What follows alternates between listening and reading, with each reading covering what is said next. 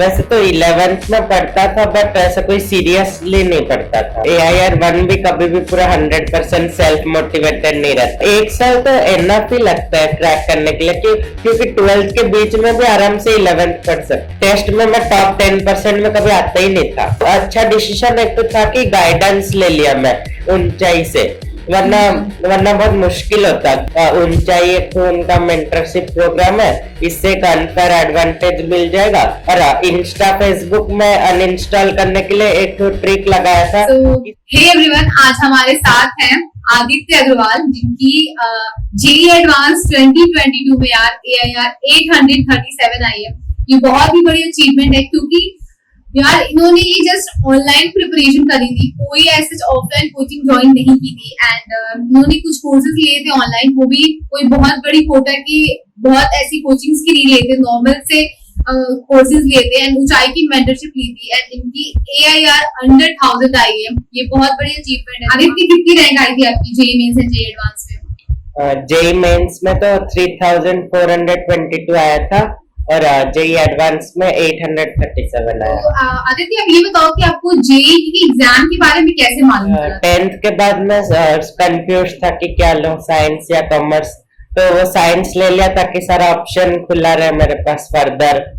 और बायोलॉजी अच्छा नहीं लगता था तो मैथ्स लिया। तो जो भी PCM पढ़ेगा उसको जेईई के बारे में तो पता चल ही जाता है 1-2 महीने में। तुमने प्रिपरेशन कब स्टार्ट की थी? वैसे तो 11th में पढ़ता था बट ऐसा कोई सीरियसली नहीं पढ़ता था। बस ऐसे जेईई दूंगा और सोचा था बोल के पढ़ रहा था। 12th में मेनली सीरियस प्रिपरेशन स्टार्ट किया था। ये तो और भी यार शॉकिंग थिंग है कि तुमने 12th में प्रिपरेशन स्टार्ट करी एंड उसके बाद भी तुमने इतनी ज्यादा अच्छी रैंक अचीव करी हुई है। लिटरली ये तो काबिले तारीफ है। तुम्हें जेईई क्रैक करने के लिए मोटिवेशन कहाँ से मिला?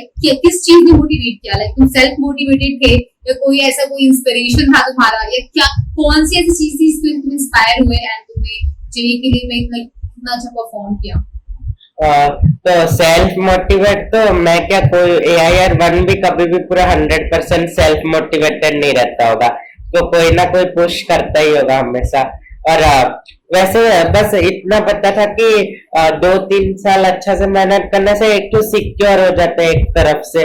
मतलब एक तरफ से कॉलेज में जाके हम लोग बहुत चीज एक्सप्लोर कर सकते हैं, तो वही सब। और उसका कैंपस लाइफ, यही सब बेसिकली मोटिवेट कर रहा था ज्यादा।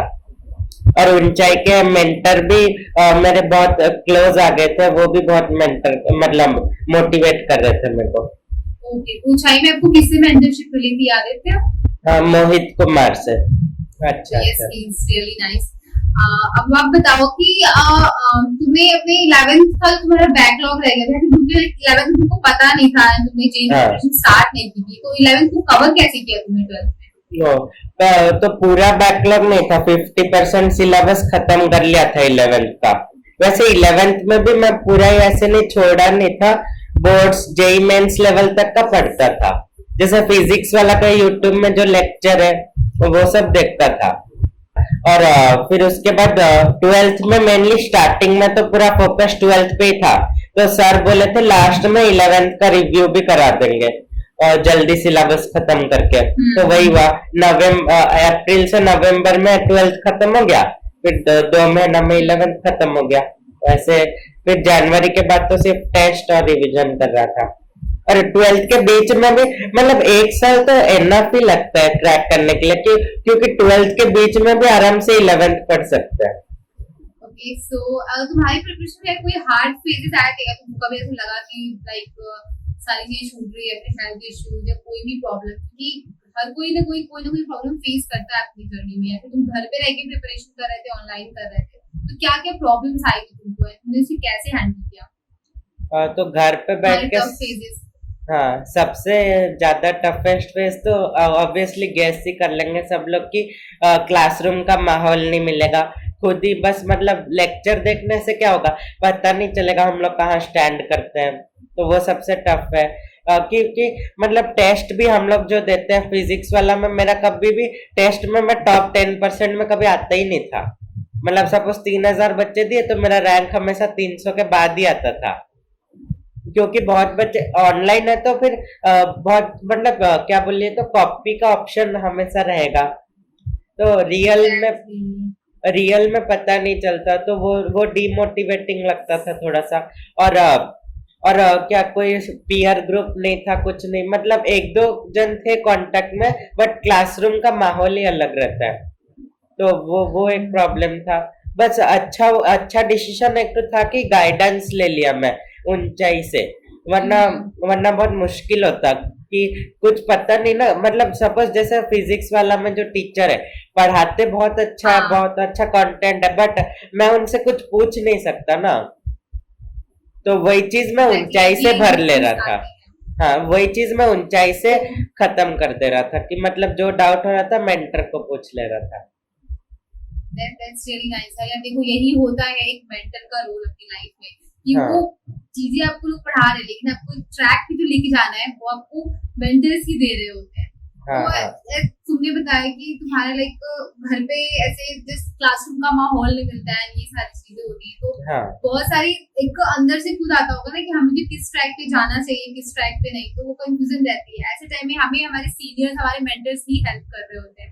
हाँ दैट्स सो नाइस यार, बहुत ही अच्छी चीज है ये। हाँ। ओके, सो तुम बताओ तुमने क्या मटेरियल फॉलो किया, कौन कौन सी बुक्स फॉलो की, कुछ उसके बारे में बताओ। और तो मटेरियल तो स्टार्टिंग से पूरा क्लियर था कि ज्यादा बुक के पीछे नहीं भागूंगा। जो सर बोल दिए थे स्टार्टिंग से कि हम लोग का मटेरियल पूरा A to Z सॉल्व कर दो 2 बार, तुम लोग का मन चाह रैंक आ जाएगा। तो मैं मुश्किल से घूम फिर के एक बार कर लिया था पूरा मटेरियल। तो कौन कौन से मटेरियल सॉल्व किए, फिजिक्स वाला का सिर्फ मटेरियल पूरा मॉड्यूल सारा डीपीपी और PYQs, बस ये इतना ही, और कोई बुक नहीं किया। मतलब इसका मतलब फिजिक्स वाला के मॉड्यूल्स पीवाईक्यूज मतलब तुम किसी भी कोचिंग का यार अगर कंप्लीट मॉड्यूल सॉल्व कर रहे हो, साथ में पीवाईक्यूज कर रहे हो, तो हाँ सोच लो तुम्हारी इतनी अच्छी रैंक आ सकती है। जस्ट डाउट मत करो। मैं देखती हूँ यार बच्चों को 10 बुक पे भाग रहे हैं कि यार वो टॉपर तो ये बुक कर रहा है, ये बुक कर रहा है, ये सब नहीं करूंगा तो मेरी अंडर 1000 अंडर 5000 अंडर इतनी भी लोग एक्सपेक्ट नहीं कर रहे होते रैंक। बट ऐसा कुछ नहीं होता है। कोई भी हाँ कोचिंग का मटेरियल उठाओ और इसको सॉल्व करो, हाँ, मैं पूरा A देखो to उसके Z कर एग्जाम दो। निकल के आती है। हाँ एग्जैक्टली A to Z करो, पूरी कंप्लीट करो। वो कहते हैं ना कि आप एक बुक को 10 बार करो एंड 10 हाँ, बुक्स को एक बार करो। तो वही बेटर वाली चीज पहला है। वाला एक है। बुक को जब आप, हाँ एग्जैक्टली, हाँ दैट्स नाइस यार। तो यार तुम्हें ऊंचाई के मेंटरशिप के बारे में मालूम कैसे चला, ये बताओ थोड़ा।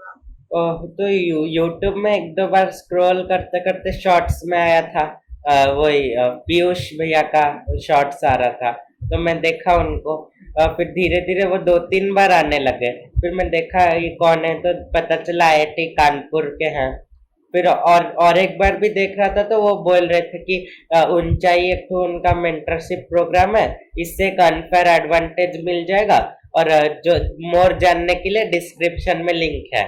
तो फिर मैं सोचा लिंक भर देते हैं, पता चलेगा कि क्या है। फिर उसके बाद पता चला इसके बारे में, एक तो कॉल आया, फिर उसका प्रोग्राम के बारे में पता चला। तो पहले मैं थोड़ा सा ट्रायल लिया था 1 हफ्ते का, तो अच्छा लगा तो 1 साल का ले लिया। ये सेम प्रोसेस मेरे साथ भी हुई थी। मैंने भी अपने टाइम पे वो ट्राई की, 1 मंथ की मेंटरशिप ली थी एंड उस टाइम पे वो मतलब मेरे को ऐसे ही मतलब मोहित भैया ने ही दी थी, तो अच्छा मैंने वैसे ही वीडियो में ही देखा था।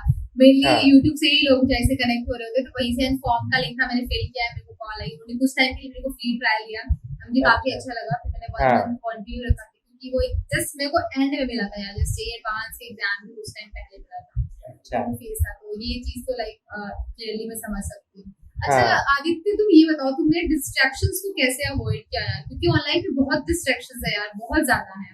हाँ। तो पहली बात तो मैं किस्मत वाला था कि मेरे को स्कूल जाना नहीं पड़ रहा था, कोरोना चल रहा था तब।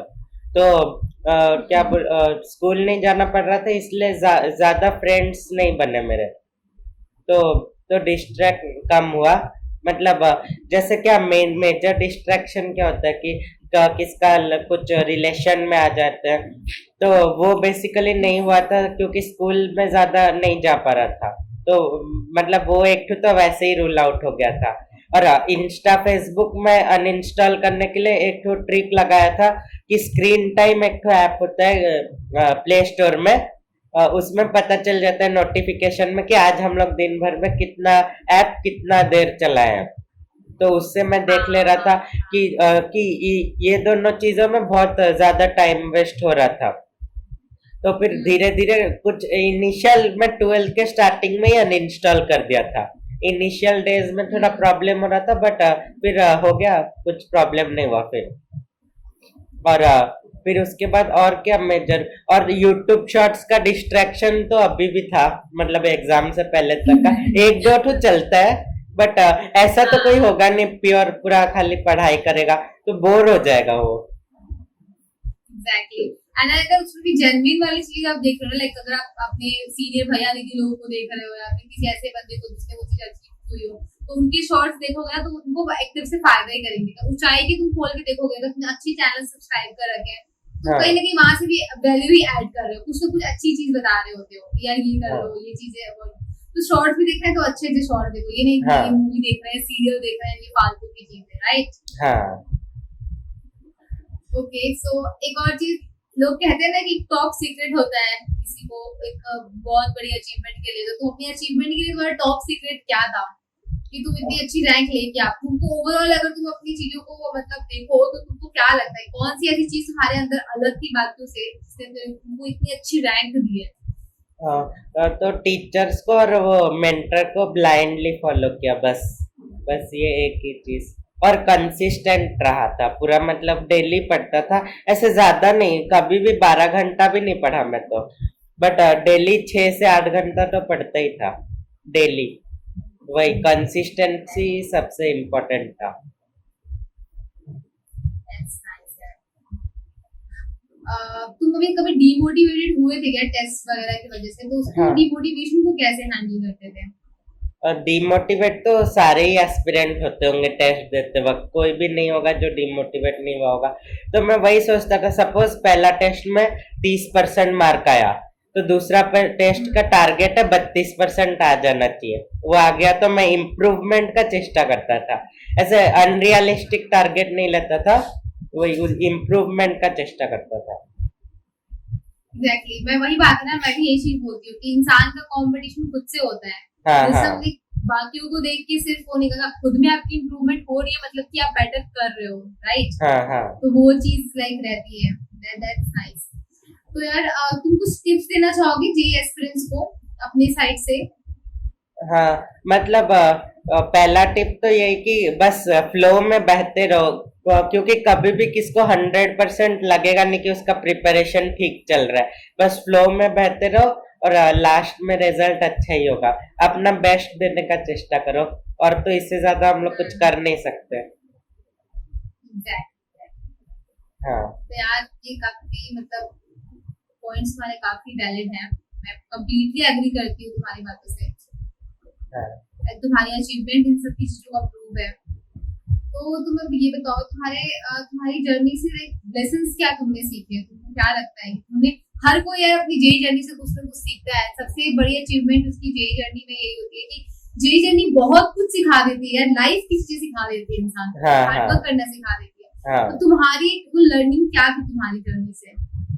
वही हार्ड वर्क करना तो बहुत इम्पोर्टेंट लेसन सीखा मैं, कि एक चीज के पीछे 1-2-3 साल कंसिस्टेंटली मेहनत करेंगे तो वो चीज अचीवेबल है, मतलब कोई भी ऐसा चीज नहीं है जो अनअचीवेबल है। बस एक तो टारगेट सेट करके उस पर टाइम डिवोट करेंगे तो फिर हम लोग उसे अचीव कर सकते हैं।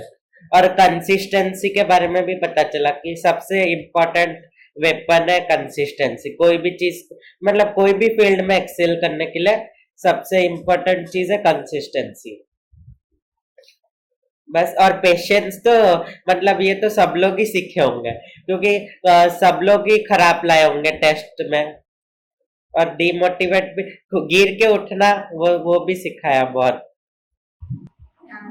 That's very inspiring यार, काफी ज्यादा, मतलब मेरे को खुद इतना अच्छा फील हो रहा है तुमसे बात करके।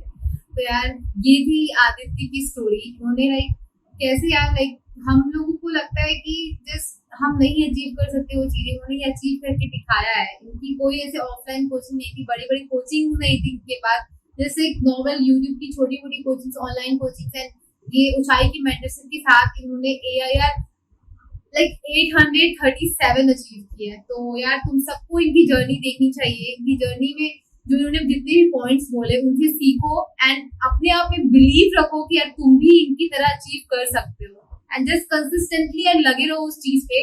एट द एंड तुमको रिजल्ट्स मिलेंगे ही मिलेंगे। Thank you so much Aditya, बहुत अच्छा लगा तुमसे यार बात करके एंड आई नो कि ये वीडियो उन सारे एस्पिरेंट्स को बहुत ज्यादा हेल्प करेगी। तुम्हारे सारे पॉइंट्स से वो बहुत कुछ सीखेंगे एंड जो लोग अपने आप को अंडर एस्टिमेट करते हैं कि मैं तो यार ये इतनी सस्ती कोचिंग में पढ़ रहा हूँ, मेरे को लाखों की कोचिंग नहीं मिली है, मेरे उस तरीके की गाइडेंस नहीं मिली है, उनको इससे काफी लाइक मोटिवेशन मिलेगा कि वो भी बेटर कर सकते हैं। तुम उनके लिए एक इंस्पिरेशन बन सकते हो। So thank you so much. Welcome.